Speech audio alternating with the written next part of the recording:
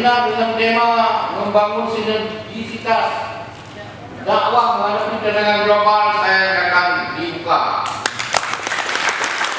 Fakultas Dakwah dan Komunikasi UIN Araniri menjadi tuan rumah dalam rapat kerja sekaligus seminar nasional yang diadakan oleh Asosiasi Profesi Dakwah Indonesia di Gedung Balai Kota Banda Aceh, Kamis 10 Mei 2018.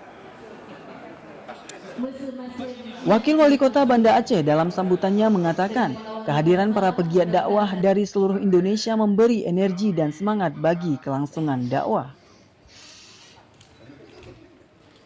Sementara itu, Ketua APDI, Dr. Soiman MA dalam sambutannya menyampaikan, raker dan seminar nasional yang digelar di Aceh diharapkan dapat meningkatkan kualitas para pegiat dakwah yang tergabung dalam APDI. Seminar dan rapat kerja ini berlangsung sampai 14 Mei dan berakhir di Sabang.